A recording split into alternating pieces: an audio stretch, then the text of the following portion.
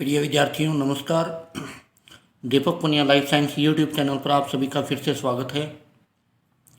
जैसा कि हमें विदित है क्लास 12 के एग्ज़ाम स्टार्ट हो चुके हैं, तो आज हम क्लास 12 के बायो के इम्पोर्टेंट क्वेश्चन की एक सीरीज़ लेके आ रहे हैं, जिसमें कंप्लीट 3 वीडियो के अंदर अपने टोटल जितने भी जो चैप्टर हैं उनके इम्पोर्टेंट क्वेश्चन आपको करवाएंगे।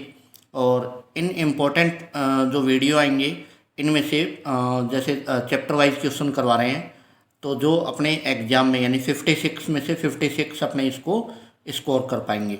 तो पहले तो अपने देख लेते हैं वेटेज। जैसे चैप्टर 1 है तो इसका अंक बार कितना है, 4 नंबर का। पुष्पीय पादपों में लैंगिक प्रजनन ये 5 नंबर का।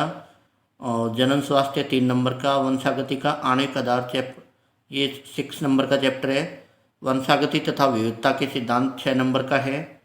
मानव स्वास्थ्य व रोग ये भी 6 नंबर का। खाद्य उत्पादन में वृद्धि व कार्यनीति ये भी 6 नंबर का। जैव प्रौद्योगिकी सिद्धांत व प्रक्रम 5 नंबर की। जैव प्रौद्योगिकी व उपयोग 5 नंबर का। परितंत्र 5 नंबर का। जैव विविधता एवं संरक्षण 5 नंबर का। तो इसमें चैप्टर 1 से स्टार्ट करते हैं, जैसे जीवों में जनन। तो इसका अंक बार कितना है, 4 नंबर का। इसमें से एक तो ऑब्जेक्टिव टाइप आएगा, जबकि एक क्वेश्चन आएगा अपने यानी 3 मार्क का आएगा एक क्वेश्चन। तो इसमें देखिए क्वेश्चन, बिना निषेचन अंड का भ्रूण में परिवर्तन कहलाता है अनिषेक जनन। सेकंड देखिए, गैमेट होते हैं, हैप्लॉइड होते हैं। जेम्यूल द्वारा अलैंगिक जनन किसमें होता है, स्पंज में। चीरलगन बाह्य दलपुंज किसमें पाया जाता है, बैंगन में। सोलेनम मेलोंजेना में। आकार में समान तथा व्यवहार में असमान युग्मकों का संलयन कहलाता है असमयुग्मन। जीव के जन्म से उसकी प्राकृतिक मृत्यु तक की अवधि कहलाती है जीवन काल, लाइफ स्पैन। यीस्ट में अलैंगिक जनन होता है मुकुलन द्वारा। कौवे व तोते का जीवन काल, कौवे का 15 साल व तोते का 140 साल। कोनिडिया द्वारा अलैंगिक जनन किसमें होता है, पेनिसिलियम में। चल बीजाणु द्वारा अलैंगिक जनन किसमें पाया जाता है, शैवाल व कवक में। अमीबा में अलैंगिक जनन किसके द्वारा होता है, बाइनरी फिशन भी होता है और समटाइम मल्टीपल फिशन में, लेकिन मोस्टली बाइनरी फिशन होगा। आनुवंशिकी व आकारिकी में समान जीव कहलाते हैं क्लोन। परकंद द्वारा कायिक प्रवर्धन किसमें होता है, अदरक और हल्दी में। कौन सा पादप अपने जीवन काल में केवल एक बार पुष्पन करता है, यानी बांस का पादप है वो अपने पूरे जीवन काल में केवल एक बार पुष्पन करता है। और कौन सा पादप 12 वर्षों में केवल एक बार पुष्पन करता है, तो नीला कुरेंजी, जिसका बॉटनिकल नेम है स्ट्रोबिलेंथस कुनिथियाना। प्राक कण का वर्तिकाग्र तक पहुंचना कहलाता है प्रागण। आंतरिक निषेचन किसे कहते हैं, यानी जब निषेचन की क्रिया मादा के शरीर के अंदर हो तो उसे आंतरिक निषेचन कहते हैं। रनर का उदाहरण है, तो ये कायिक जनन का ये होता है रनर। तो रनर का उदाहरण अपने 2 ग्वास यानी साइनोडोन डेक्टाइलोन। और निषेचन पश्चात बीज का परिवर्तन होता है किससे, बीजांड से। निषेचन पश्चात बनता है यानी फर्टिलाइजेशन के बाद क्या बनता है, जायगोट बनता है। एक लिंगाश्रयी पादप है पपीता, कैरिका पपाया। उभयलिंगी जंतु है केचुआ। उभयलिंगी जंतु कौन सा है, केचुआ। बंगाल का आतंक कहलाता है जलकुंभी यानी आइकोर्निया क्रेसिपस को मानते हैं। पत्ती द्वारा कायिक जनन का उदाहरण होता है, तो पत्ती द्वारा ब्रायोफिलम यानी पत्थर चीटे में। अनिषेक जनन का उदाहरण मधुमक्खी। लैंगिक जनन किसे कहते हैं, जो विपरीत लिंग वाले 2 जनक जनन प्रक्रिया में भाग लेते हैं तो उसे लैंगिक जनन कहते हैं। ऋतु स्त्राव चक्कर किसमें पाया जाता है, प्राइमेट स्तनधारियों में। पादप तथा प्राणियों के जीवन की विभिन्न अवस्थाओं में संक्रमण के लिए उत्तरदायी होता है हार्मोन। अंडे देने वाले प्राणी कहलाते हैं अंडज। लैंगिक व अलैंगिक जनन में अंतर व लैंगिक जनन को स्पष्ट कीजिए। ये बड़े क्वेश्चन है। निषेचन किसे कहते हैं, इसके प्रकार को स्पष्ट करते हुए समझाइए। युग्मक जनन से क्या तात्पर्य है, युग्मक के प्रकार व लैंगिकता के आधार पर जीवों के प्रकार बताइए। गुणोद्भव क्या है, लैंगिक जनन के दौरान होने वाली घटनाओं पर टिप्पणी लिखिए। कायिक जनन पर टिप्पणी लिखिए। अलैंगिक जनन की विधियों पर टिप्पणी लिखिए। फिर पुष्पीय पादपों में जो लैंगिक जनन है ये चैप्टर है 5 मार्क का, जिसमें एक तो होगा 1 मार्क का यानी ऑब्जेक्टिव टाइप का होगा, और एक होता है डिस्क्रिप्टिव टाइप का 4 मार्क का। इसमें देखिए भ्रूणकोश होता है यानी एम्ब्रियो सेक कैसा होता है, एम्ब्रियो सेक को ही अपने मादा युग्मों को बीज यानी फीमेल गैमेटोफाइट बोलते हैं। प्राक कणों का भंडारण किया जाता है तो लिक्विड नाइट्रोजन पे करते हैं -196 डिग्री सेंटीग्रेड पर। अनउन्मूलनीय यानी क्लिस्टोगेमस फ्लावर किसमें पाए जाते हैं? कॉमेलिना में। अनउन्मूलनीय कौन से होते हैं? ऐसे फ्लावर जो कभी नहीं खिलते, बंद रहते हैं।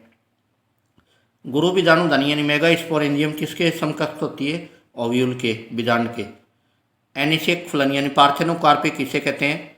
यानी विदाउट फर्टिलाइजेशन यानी ओवरी डेवलप इनटू फ्रूट, यानी बिना निषेचन फल का विकास, एनिसेक फलन। त्रिकसलियन के फलस्वरूप यानी ट्रिपल फ्यूजन के फलस्वरूप निर्मित होता है एंडोस्पर्म। और एंडोस्पर्म कैसा होता है? ट्रिप्लॉइड होता है। कैसा होता है ये? ट्रिप्लॉइड। और उसके बाद पेरी एंडोस्पर्म यानी परिभ्रूणपोष किसमें पाया जाता है? काली मिर्च यानी पाइपर नाइग्रम में। कोट फल है, एप्पल होता है, सेब। पॉलीगोनम एम्ब्रियोसेक होता है 7 सेल्ड 8 न्यूक्लिएट।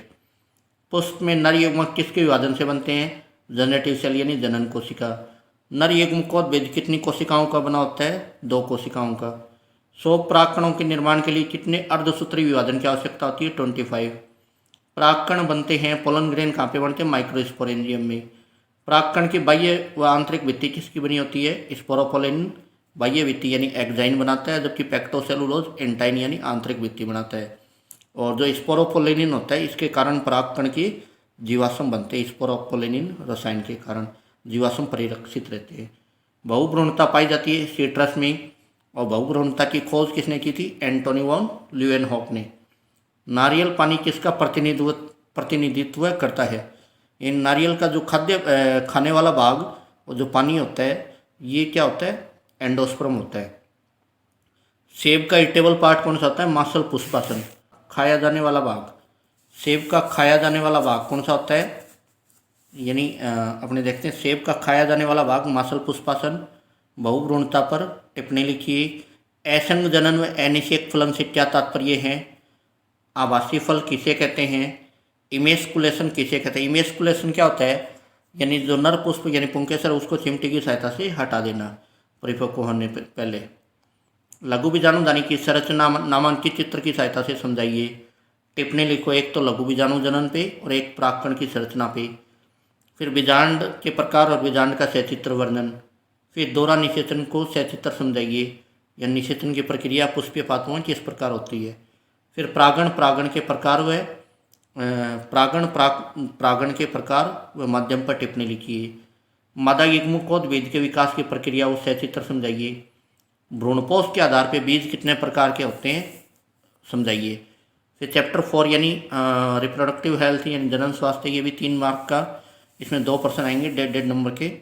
इसमें देखिए वेसेक्टोमी व ट्यूबेक्टोमी क्या होता है, और एसटीडी क्या है यानी सेक्सुअल ट्रांसमिटेड डिजीज, इसके सामान्य लक्षण और बचाव के उपाय लिखिए। वंध्यता क्या है, इसके निवारण की जो विधियाँ होती हैं उस पर टिप्पणी लिखो। एमटीपी क्या है, पूरा नाम व कब प्रयोग में ली जाती है लिखिए, टिप्पणी लिखिए।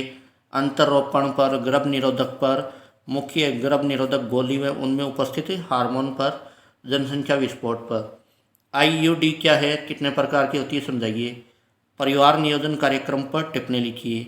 एमनियोसेंटेंसिस व कृत्रिम वीर्य सेचन क्या है समझाइए। एसटीडी जो रोग होते हैं उनके बारे में, और गर्भ निरोधक जो होता है उसकी विशेषता पर टिप्पणी लिखिए। तो आज अपने चैप्टर 1, 2 एंड चैप्टर 4 के इम्पोर्टेंट क्वेश्चन अपन ने किए हैं।